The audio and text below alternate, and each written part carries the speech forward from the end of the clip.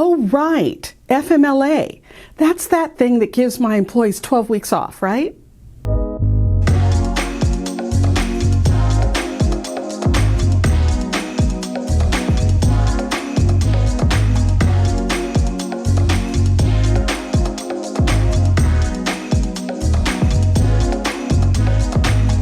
Hi entrepreneurs, I'm Vicky Brown, and you're in the right place if you want to engage your team, boost your business, and grow your leadership muscle. Well, there's a bit more to it than just giving your employees 12 weeks off. The Family Medical Leave Act, or FMLA, provides time off to care for a new child, deal with your own medical condition, deal with the medical condition of a family member, and even military duty. And there are lots of guidelines and timelines and all sorts of lines associated with managing FMLA. And many times there are comparable state programs that come into play as well.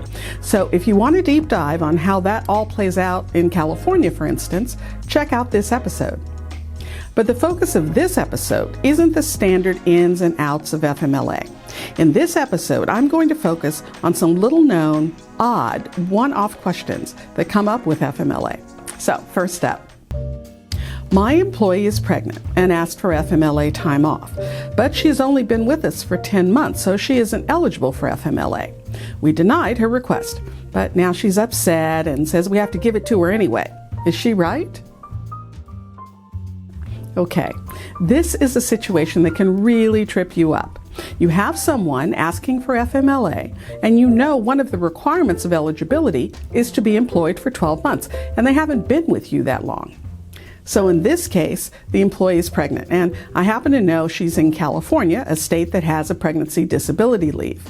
So if your employee will effectively hit 12 months during her time out on pregnancy disability, then yes, she would be eligible for FMLA once she hits the 12-month mark. Just to make it clearer, if the employee is on a non-FMLA leave, and during that time they'll hit 12 months of service, then, assuming the situation meets all the other FMLA criteria, they become eligible for FMLA. Now, as you can guess, in certain circumstances, that might mean the employee is getting more than the 12 weeks of FMLA. For instance, let's say your company has a parental leave policy of 10 weeks, and where applicable, you've stipulated that the parental leave policy will run concurrently with FMLA. So now, let's say James has worked for you for 10 months and he goes on parental leave. Well, 8 weeks into his parental leave time off, James is going to hit 12 months. At that point, he becomes eligible for 12 weeks of FMLA going forward. So James is going to get 8 weeks of parental leave and at that point become eligible for FMLA and then get another 12 weeks of FMLA. That's 20 weeks off for James. 8 weeks of parental leave, not running concurrent with FMLA because at that point he isn't eligible, and then 12 weeks of FMLA, 2 of which runs concurrently with the remaining parental leave time. Clear as mud? Okay, moving on.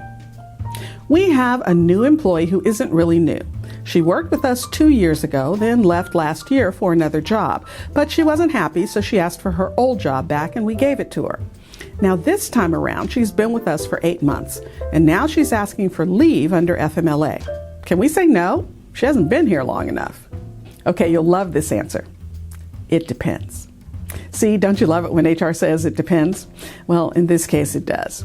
The criteria for your employee to be eligible for FMLA is that they've worked at least 1,250 hours in the past 12 months. And at 40 hours a week, that's approximately 7 months. So she may be there. In addition, they have to work for you for a minimum of 12 months. Now, this is the fun part. The 12 months don't have to be all in a row.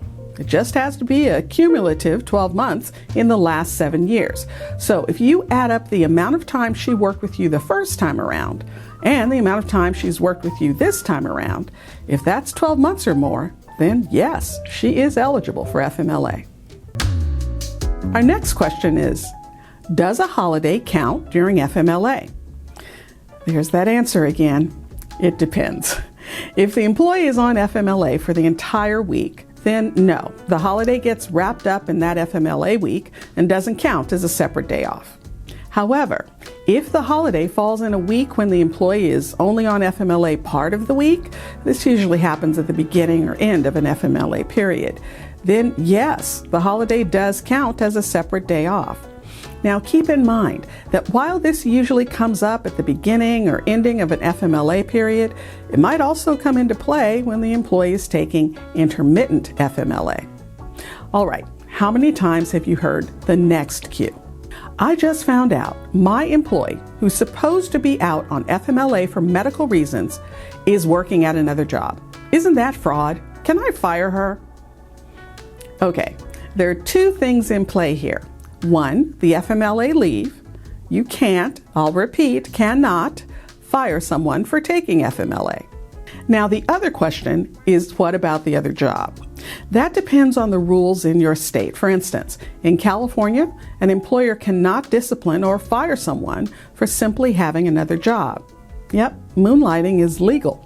So you wouldn't be able to say anything about her having another job while she's on FMLA.